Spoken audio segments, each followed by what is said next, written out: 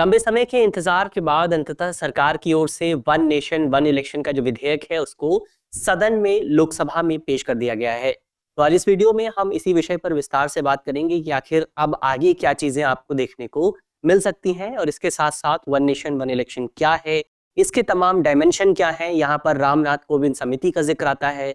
समिति को कब गठित किया गया था, समिति ने अपनी रिपोर्ट में क्या कुछ जरूरी सिफारिशें जो है वन नेशन वन इलेक्शन को लेकर के पेश की थी। तो इन्हीं तमाम बिंदुओं पर आज की इस वीडियो में हम डिस्कशन करेंगे। वीडियो काफी ज्यादा इंपॉर्टेंट और प्रश्न पत्र यानी कि एग्जाम के लिहाज से काफी जरूरी होने वाली है। तो आप वीडियो को जल्दी से अपने दोस्तों के साथ शेयर कर दीजिए ताकि और भी साथी जो है वो इस पूरे विषय के बारे में डिटेल से जान सकें। तो चलिए वीडियो की शुरुआत करते हैं, लेकिन सबसे पहले एक बार यहाँ पर देख लिया जाए कि ये जो पूरा टॉपिक है इंपॉर्टेंट किस लिहाज से है। तो जब भी वन नेशन वन इलेक्शन की बात आती है तो इलेक्शन का जो पूरा टॉपिक है आपका यूपीएससी के एग्जाम के लिहाज से इंपॉर्टेंट है। इसमें भी इलेक्शन रिफॉर्म्स का जो टॉपिक है वो काफी इंपॉर्टेंट है और इलेक्शन रिफॉर्म्स का टॉपिक यूपीएससी आईएएस एग्जाम के लिए इंपॉर्टेंट है। जीएस पेपर 2 से जुड़ता है और आप इसको भारतीय राजव्यवस्था यानी कि इंडियन पॉलिटी के सेगमेंट से जोड़ करके देख सकते हैं। तो इंडियन पॉलिटी के लिहाज से जो पूरा टॉपिक है आपका काफी ज्यादा इंपॉर्टेंट है। तो चलिए इसी नोट के साथ वीडियो की शुरुआत करते हैं। एक सूचना उससे पहले आपके लिए है कि आपका जो मुखर्जी नगर का कैंपस था, मुखर्जी नगर की जो क्लासेस थी वो अब नोएडा में शिफ्ट हो गई हैं। तो नोएडा में सेक्टर 15 मेट्रो स्टेशन के काफी करीब आपको ये नया कैंपस देखने को मिलेगा। यहाँ पर हिंदी और अंग्रेजी दोनों माध्यमों की क्लासेस भी शुरू हो गई हैं। तो आप क्लासेस जाकर के पता कर सकते हैं, कैंपस को विजिट कर सकते हैं। अगर आपको किसी भी माध्यम से यूपीएससी की तैयारी करनी है तो आप उसके लिए और ज्यादा जानकारी जो है कैंपस पर विजिट करके प्राप्त कर सकते हैं। नंबर अगर आप चाहें तो नंबर यहाँ पर मौजूद है 9311406440। इस पर आपको और डिटेल से जानकारी मिल जाएगी। फिर एक सूचना संभव प्रोग्राम को लेकर के है। आपने संभव प्रोग्राम के बारे में अब तक सुन लिया होगा। इसके तहत आपकी तैयारी को और ज्यादा बेहतर बनाने के लिए, तैयारी को और ज्यादा स्ट्रक्चर्ड तरीके से आगे बढ़ाने के लिए कुछ प्रयास किए जा रहे हैं। जैसे आपको प्रीलिम्स के सवाल मिलेंगे रोज 10 सवाल जिनकी आप प्रैक्टिस कर सकते हैं। रोज आपको मेंस के 2 सवाल मिलेंगे जिनकी आप प्रैक्टिस कर सकते हैं और इस पूरे पैटर्न के माध्यम से आप अपनी तैयारी को और ज्यादा बेहतर कर सकते हैं। तो इस पूरे प्रोग्राम से आप चाहें तो जुड़ सकते हैं। काफी इंपॉर्टेंट प्रयास है और खास बात यह है कि पूरा जो प्रयास है पूरी तरह से निःशुल्क है और इसके लिए आपको किसी भी तरह के भुगतान की जरूरत नहीं है। चलिए अब यहाँ से आगे बढ़ा जाए और सबसे पहले एक बार खबर पे बात करते हैं। तो खबर हमारी यही है कि केंद्रीय कानून मंत्री अर्जुन राम मेघवाल ने लोकसभा में संविधान 129वां संशोधन विधेयक 2024 जो है वो पेश कर दिया है और इस विधेयक को हम एक राष्ट्र एक चुनाव यानी कि one nation one election bill के नाम से भी जानते हैं। तो ये जो बिल है वो आपका लोकसभा में पेश हो गया है। बिल का उद्देश्य क्या है? तो बिल का उद्देश्य भारत में जो भी आपके लोकसभा और राज्यसभा राज्य की जो विधानसभा होती हैं उनके जो इलेक्शन है उनको एक साथ कंडक्ट कराना है। विधेयक को लेकर के अभी जो भी तमाम आपकी पार्टियां हैं उन्होंने व्हिप भी जारी की है। व्हिप का मतलब ये है कि विधेयक जो भी आपके मेंबर्स हैं उनके लिए अनिवार्य है कि उनको सदन में पेश होना पड़ेगा। अगर वो सदन में पेश नहीं होते हैं तो फिर 10th शेड्यूल यानी कि एंटी डिफेक्शन लॉ के तहत उनके खिलाफ कार्यवाही की जा सकती है। तो 10th schedule anti defection law के बारे में अगर आपको पढ़ना है तो आप हमारी और वीडियोस हैं उनसे जानकारी प्राप्त कर सकते हैं। इसके अलावा इस बिल को लेकर के अब यहाँ पर सुझाव ये दिया गया है कि अब इस बिल को जेपीसी के पास भेजा जाएगा। जेपीसी यानी कि ज्वाइंट पार्लियामेंट्री कमेटी के पास अब इस बिल को भेजा जाएगा। वहां पर ज्वाइंट पार्लियामेंट्री कमेटी जो है वो इस पूरे बिल पर विचार करेगी और विचार करने के बाद जो है इसको फिर दोबारा से सदन में पेश किया जाएगा और संभवतः अगला जो बजट सेशन होने वाला है वहां पर इसको लेकर के और ज्यादा विचार आपको देखने को मिल सकता है। हो सकता है सरकार जो है इस बिल को और जल्दी पास करवा ले, लेकिन उम्मीद ये की जा रही है कि अगले बजट सेशन के दौरान आपको इस पर और ज्यादा डिटेल डिस्कशन देखने को मिल सकता है।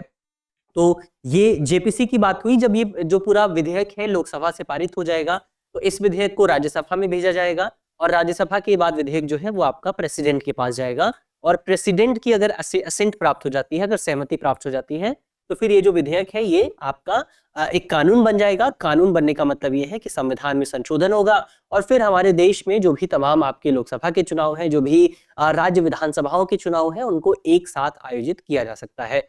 अब यहाँ पर सवाल ये उठता है कि आखिर वन नेशन वन इलेक्शन का मतलब क्या है। तो इसके मतलब को अगर आप देखें, इसका अर्थ क्या होता है, क्या अर्थ इससे निकाला जाए। इसके अर्थ को अगर आप निकालें तो ये एक चुनावी व्यवस्था है। क्या है? एक आपका इलेक्शन मैकेनिज्म है, जिस इलेक्शन मैकेनिज्म के माध्यम से प्रत्येक 5 वर्ष में सभी राज्यों के चुनाव लोकसभा के आम चुनाव के साथ जो है संपन्न किए जाएंगे। अभी क्या होता है, अभी क्या व्यवस्था है उसको अगर आप देखें तो अभी भारत में हर 5 साल बाद जो है लोकसभा के चुनाव होते हैं, हर 5 साल बाद आपके अलग अलग राज्य की विधानसभाओं के चुनाव होते हैं। लेकिन इंपॉर्टेंट पॉइंट ये है कि ये सारे चुनाव जो है वो एक साथ नहीं होते। दिल्ली के चुनाव कभी होते हैं, मध्य प्रदेश के चुनाव कभी होते हैं, उत्तर प्रदेश के चुनाव कभी होते हैं, तो ऐसा कोई तारीख तय नहीं है या फिर कोई समय निर्धारित नहीं किया गया कि दिल्ली, मध्य प्रदेश या फिर लोकसभा या फिर उत्तर प्रदेश या फिर केरल, तमिलनाडु, इनके चुनाव एक साथ ही आयोजित होंगे। चुनाव कभी भी आयोजित किए जा सकते हैं। लेकिन ये जो वाला आपका मैकेनिज्म है, एक देश एक चुनाव का जो मैकेनिज्म है, इसके तहत ऐसा नहीं होगा। इस पूरे मैकेनिज्म के तहत लोकसभा के चुनाव और राज्य विधानसभाओं के चुनाव एक साथ आयोजित किए जाएंगे। तो ये एक इंपॉर्टेंट जो मैकेनिज्म है वो यहाँ पर आपको देखने को मिलता है। उद्देश्य क्या है इसका? इसका उद्देश्य है चुनावी प्रक्रिया को सुव्यवस्थित करना, स्ट्रीमलाइन करना और चुनावों की आवृत्ति को कम करना। यानी कि बार-बार जो चुनाव होते हैं, कभी मध्य प्रदेश में चुनाव हो रहे हैं, कभी आपके उत्तर प्रदेश में चुनाव हो रहे हैं, कभी मेघालय में चुनाव हो रहे हैं, कभी मणिपुर में चुनाव हो रहे हैं। तो जो चुनाव आपके अलग-अलग समय पर होते हैं, उनको एक साथ करना, उनकी आवृत्ति को कम करना, क्योंकि बार-बार चुनाव होते हैं तो खर्चा भी बहुत आता है। तो इस खर्चे को भी यहाँ पर कम किया जाएगा। तो चुनाव की आवृत्ति को कम करना, चुनाव को स्ट्रीमलाइन करना, समय और संसाधनों की बचत करना, ये पूरा इस व्यवस्था का उद्देश्य है। अब इसके बैकग्राउंड पर अगर आप चर्चा करें कि क्या ये कॉन्सेप्ट जो है वो भारत में पहली बार आ रहा है या इससे पहले भी भारत में ऐसा वन नेशन वन इलेक्शन का कॉन्सेप्ट मौजूद था, तो ये जो पूरा कॉन्सेप्ट है ये भारत में कोई पहली बार नहीं आ रहा। जब भारत आजाद हुआ था तो भारत के जो पहले आम लोकसभा चुनाव थे और जो पहले अलग अलग राज्यों के जो विधानसभा चुनाव थे, वो सभी चुनाव दरअसल एक साथ ही आयोजित किए गए थे। 1951-52 में ही एक साथ इनका आयोजन हुआ था। तो ऐसा नहीं है कि भारत में जो पूरा कॉन्सेप्ट है कि हम सारे चुनाव एक साथ आयोजित करेंगे, ये कोई नया विचार है। भारत जब आजाद हुआ था और पहली बार जब हमने अपने चुनावों का आयोजन किया था, तो भी हमारे वन नेशन वन इलेक्शन के कॉन्सेप्ट पर ही चुनाव का आयोजन किया गया था। उसके बाद भी अगर आप देखें, पहले लोकसभा के चुनाव भी ऐसे हुए थे। उसके बाद अगर आप देखें तो आने वाले जो 2-3 लोकसभा के चुनाव थे, जैसे 1957 के लोकसभा चुनाव हो गए, 1962 के लोकसभा चुनाव हो गए, 1967 के लोकसभा चुनाव हो गए, वहां पर भी आपको अगले 3 चरणों में भी यही व्यवस्था दिखाई देती है। वहां पर भी लोकसभा और राज्य विधानसभाओं के चुनाव एक साथ ही होते हैं। लेकिन इसके बाद जब आप देखते हैं 19 खासतौर पर 1967 के बाद 1968 और 1969 में कुछ विधानसभाओं का समय पूर्व विघटन हो जाता है। क्यों हो जाता है? क्योंकि ये वाला जो पीरियड है 1967 और के बाद वाला जो पीरियड है, वहां पर कांग्रेस सिस्टम की समाप्ति होना शुरू होती है। कांग्रेस सिस्टम की समाप्ति का मतलब ये है कि इससे पहले आपको क्या देखने को मिलता था कि केंद्र और राज्य में आपको एक ही पार्टी की सरकार देखने को मिलती थी। लेकिन 1967 के बाद क्या होता है कि धीरे धीरे आपको फर्स्ट डेमोक्रेटिक अपसर्ज देखने को मिलता है। जो आपकी रीजनल पार्टीज हैं वो मजबूत होने लगती हैं और इन रीजनल पार्टीज के मजबूत होने का परिणाम ये रहता है कि राज्यों में आपको अलग अलग पार्टियों की सरकार देखने को मिलती है। तो अब केंद्र में अलग पार्टी की सरकार थी, राज्य में अलग पार्टी की सरकार थी, तो दोनों के बीच में डिस्प्यूट शुरू होते हैं और इन डिस्प्यूट्स का परिणाम ये रहता है कि केंद्र सरकार अपनी विशेष शक्तियों का इस्तेमाल करते हुए कई राज्य सरकारों को बर्खास्त कर देती है। तो जब राज्य सरकारों को बर्खास्त कर दिया जाता है तो यहाँ पर जो आपका जिस सिस्टम को पहले कांग्रेस सिस्टम कहा जाता था, वो सिस्टम यहाँ पर ब्रेक होने लगता है और इसी कांग्रेस सिस्टम के ब्रेक होने की वजह से ओवरऑल आपका जो शुरुआत में वन नेशन वन इलेक्शन का कॉन्सेप्ट बना था, वो कॉन्सेप्ट भी ब्रेक हो जाता है और अभी तक वो कॉन्सेप्ट जो है दोबारा से नहीं बन पाया है। इसको अगर आप विचार की बात करें तो इससे पहले 1983 में दोबारा से चुनाव आयोग द्वारा इस अवधारणा को पेश जरूर किया गया था, लेकिन उस समय इसको धरातल पर लागू नहीं किया जा सका। अब इसको दोबारा से जो है ग्राउंड लेवल पर लागू करने की बात हो रही है। तो ये हमने इसके पूरे बैकग्राउंड को समझा। तो अब अगर आपसे कोई इसका बैकग्राउंड पूछे, आसानी से आप उसको ये बात जो है बता सकते हैं। तो ये हमने वन नेशन वन इलेक्शन पे बात की। अब वन नेशन वन इलेक्शन के लाभ क्या होने वाले हैं, जो भी तमाम लोग इसके फेवर में रहते हैं वो क्या क्या तर्क देते हैं, उनकी अगर आप बात करें तो पहला जो तर्क इस संबंध में दिया जाता है वो ये है कि बार बार चुनाव आयोजित करने से जो आपके टॉप नेता होते हैं, जो शीर्ष नेता होते हैं और जो प्रशासन होता है, उसका ध्यान आकर्षित होता है। जहां पे चुनाव होते हैं, मान लीजिए यहाँ पर जो है हमारा देश अलग अलग हिस्सों में बटा हुआ है, तो अब जो टॉप लीडरशिप है या फिर जो प्रशासन है, अगर यहाँ पर चुनाव होगा तो यहाँ पर ध्यान देंगे, यहाँ पर चुनाव होगा तो यहाँ पर ध्यान देंगे, तो ओवरऑल देश के डेवलपमेंट पर इसकी वजह से बाधा उत्पन्न होती है, क्योंकि इनका ध्यान जो है वो भटक जाता है। चुनाव में पार्टिसिपेट करना भी इंपॉर्टेंट है, क्योंकि अंततः अगर आपको सरकार चलानी है तो वो सरकार कैसे चलाएंगे आप? सरकार तो आप चुनाव के माध्यम से ही चलाएंगे। हर 5 साल बाद आपको टेस्ट भी देना है, तो ये जो टेस्ट है, अगर आप इस टेस्ट के लिए तैयारी नहीं करेंगे तो आप फेल हो सकते हैं। इसीलिए जो आपके नेता होते हैं उनके लिए भी अनिवार्य है कि वो चुनावों में हिस्सा लें, उनको भी अपने अपने शासन को बरकरार रखना है। तो इसकी वजह से कई बार क्या होता है, प्रशासन पर, जो आपका एडमिनिस्ट्रेशन है, जो एडमिनिस्ट्रेटिव वर्क है, उस पर बहुत ज्यादा ध्यान जो है हम नहीं दे पाते हैं। तो एक तो इससे ये फायदा होगा कि भटकाव कम होगा और ज्यादा ध्यान जो है गवर्नेंस पे दिया जा सकेगा। इसके अलावा अलग अलग दौर में आदर्श आचार संहिता लागू होती है। आदर्श आचार संहिता यानी कि मॉडल कोड ऑफ कंडक्ट। तो अब मॉडल कोड ऑफ कंडक्ट जो है वो ये कहता है कि जहां पर भी जिस भी जगह पर मॉडल कोड ऑफ कंडक्ट लागू होता है, कब लागू होता है, तो मॉडल कोड ऑफ कंडक्ट लागू होता है जब चुनाव आयोग किसी जगह पर चुनाव की तारीखों की घोषणा कर देता है। तो जैसे ही तारीखों की घोषणा होती है वहां पर मॉडल कोड ऑफ कंडक्ट लागू हो जाता है, और जब तक चुनाव के परिणाम नहीं आते तब तक वो लागू रहता है। अब मॉडल कोड ऑफ कंडक्ट ये कहता है कि अगर किसी जगह पर चुनाव होने वाले हैं, मॉडल कोड ऑफ कंडक्ट लागू है, तो फिर सरकार वहां पर बड़ा इन्वेस्टमेंट नहीं कर सकती है। सरकार जो विकास परियोजनाएं हैं उनको लागू नहीं किया जा सकता।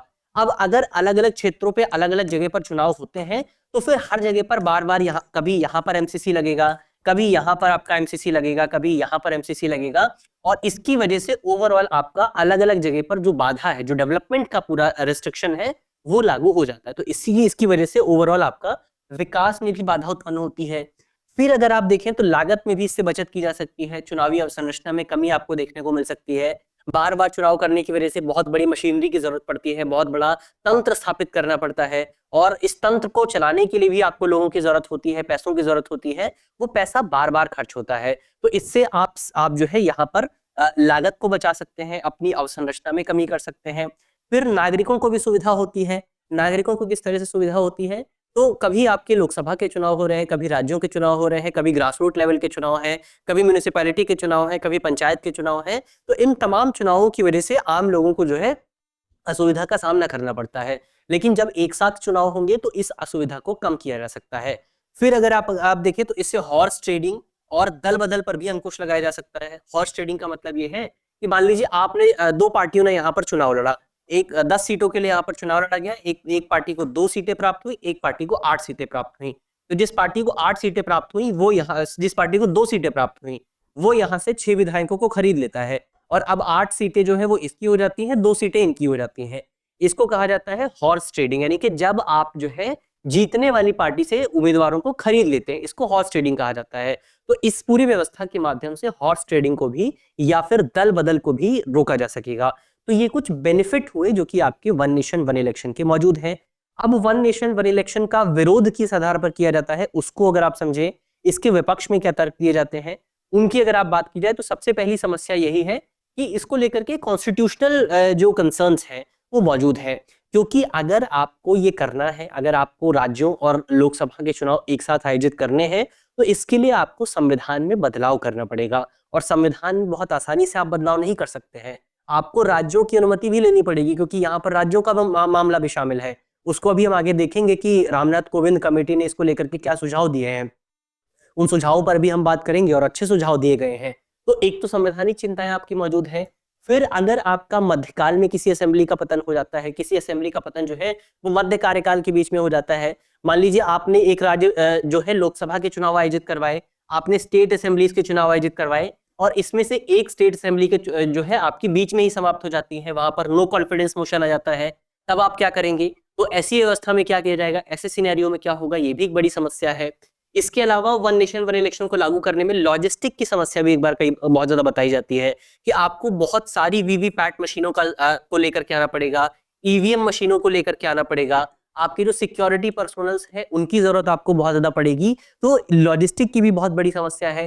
फिर एक जो यहाँ पर बोला जाता है कि ये संघवाद की धारणा को भी प्रभावित करेगा, फेडरलिज्म को भी यहाँ पर इम्पैक्ट करने वाला है। क्योंकि अगर आप देखें तो भारत में जो ग्रास रूट लेवल के चुनाव है, यानी कि लोग जो पंचायत और जो म्यूनिसिपैलिटीज के चुनाव है, उनका अधिकार राज्यों को दिया गया है, लेकिन अगर इस पे केंद्र सरकार डिसीजन लेती है तो ये फिर आपका फेडरलिज्म को प्रभावित करेगा।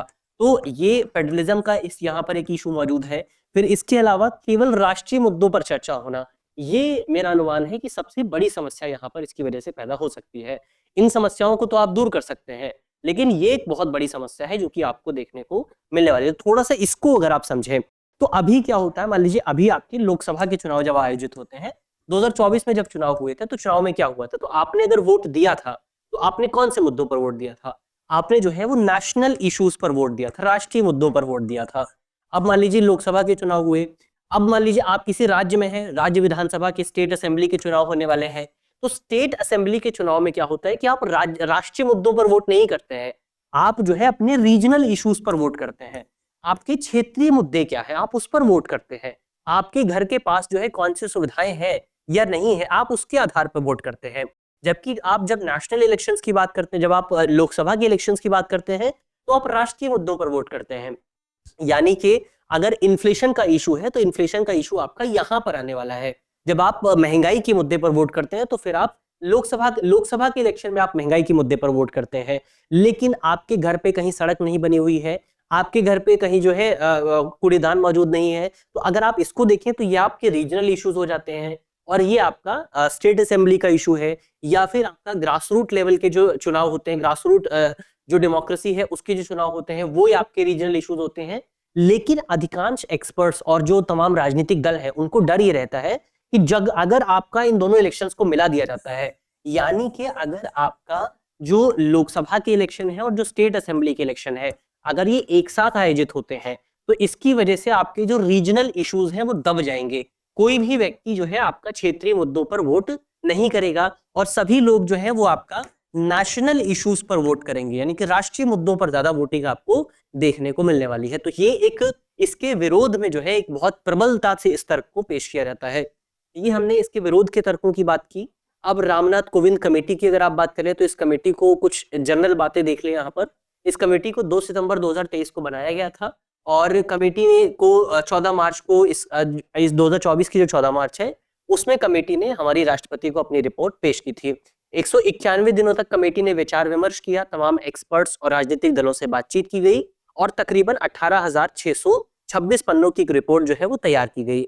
कमेटी ने एक राष्ट्र एक चुनाव के पक्ष में यहाँ पर जो है अपना सुझाव पेश किया है और कमेटी ने कहा है कि अगले आम चुनाव के साथ ही इनके चुनाव भी कराए जाए, यानी कि अगले जो आपके स्टेट असेंबली के इलेक्शन, जो अगले लोकसभा के इलेक्शन होने वाले हैं उसी के साथ स्टेट असेंबली के इलेक्शन भी कराए जाएं। और जिन राज्यों की असेंबलीज उससे पहले खत्म हो रही है, उससे पहले जिनका कार्यकाल समाप्त हो रहा है, उनके कार्यकाल को 2029 तक के लिए विस्तारित कर दिया जाए, बढ़ा दिया जाए। तो ये कुछ सुझाव रामनाथ कोविंद कमेटी के बारे में हुए।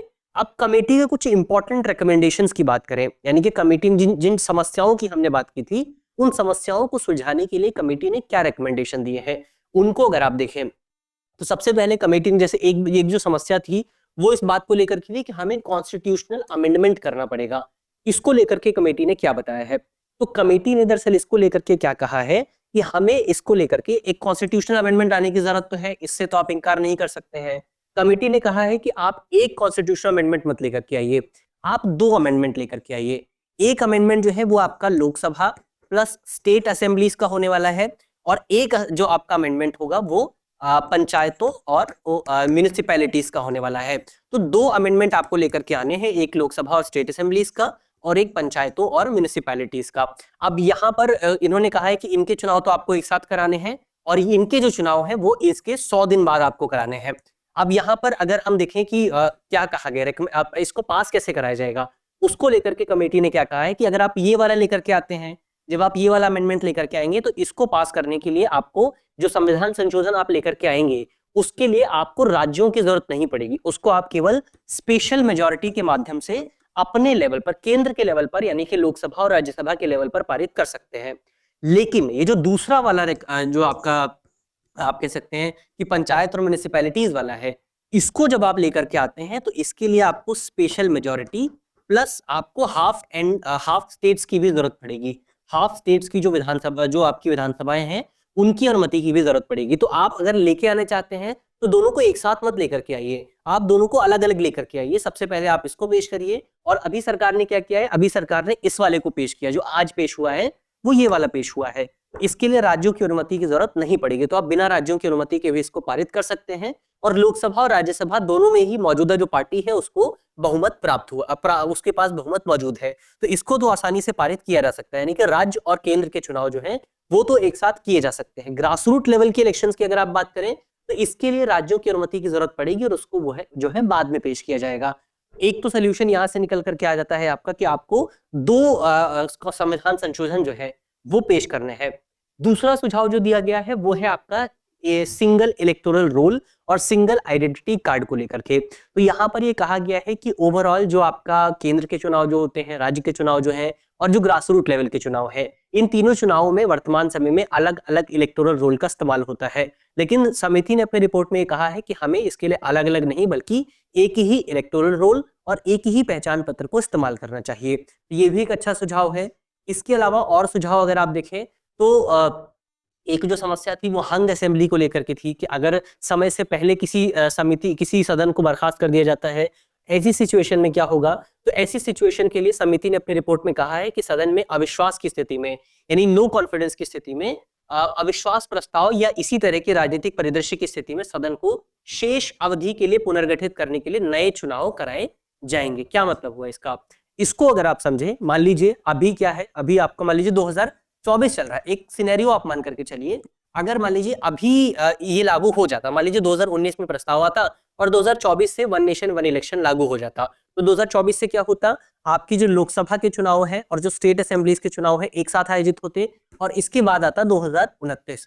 लेकिन बीच में क्या होता, मान लीजिए बीच में क्या हुआ कि लोकसभा के जो चुनाव, लोकसभा जो है वो अब यहाँ पर अविश्वास प्रस्ताव पारित कर देती है और सरकार गिर जाती है।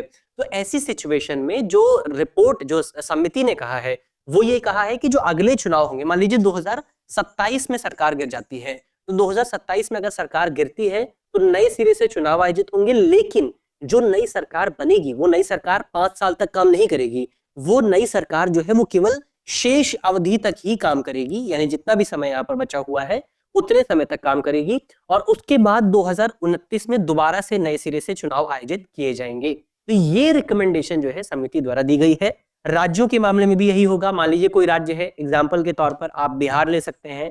मान लीजिए बिहार में चुनाव होते हैं 2024 में, बीच में सरकार गिर जाती है, 2026 में मान लीजिए सरकार गिर जाती है 2 साल बाद, तो 2026 में अगर सरकार गिरती है तो अगली जो सरकार बनेगी, जो 2026 में चुनाव होंगे, वो चुनाव आपका केवल 2029 तक के लिए ही वैलिड रहेंगे और नई सरकार केवल 2029 तक काम करेगी और उसके बाद नए सिरे से दोबारा से चुनाव आयोजित किए जाएंगे।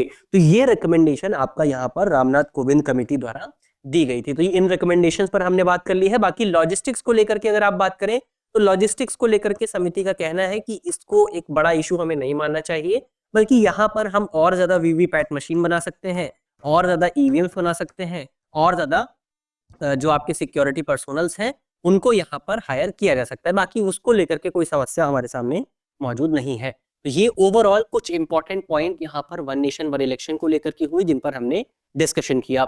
अब अंत में एक सवाल है, बहुत आसान सा सवाल है, सिंपल सा सवाल है, जवाब आपको कमेंट बॉक्स में देना है। सवाल में आपसे पूछा गया है कि रामनाथ कोविंद समिति किस विषय से जुड़ी हुई है। हमारे ऑप्शन है, ऑप्शन ए राज्यों की पुनर्गठन, ऑप्शन बी राष्ट्रपति पद के चुनाव की प्रक्रिया, ऑप्शन सी कश्मीरी प्रवासियों के पुनर्वास और ऑप्शन डी एक राष्ट्र एक चुनाव। तो इसका सही जवाब आपको कमेंट बॉक्स में जल्दी से देना है। मुझे उम्मीद है कि इस वीडियो में हमने जितने इंपॉर्टेंट पॉइंट्स डिस्कस किए हैं वो आपको समझ में आए होंगे। अगर आपको वीडियो अच्छी लगी है तो वीडियो को लाइक कीजिएगा, वीडियो को शेयर कीजिएगा अपने दोस्तों के साथ, अपने परिवारजनों के साथ। मिलते हैं आपसे अगली वीडियो में, तब तक के लिए अपना ख्याल रखिए, ध्यान रखिए, पढ़ते रहिए। धन्यवाद।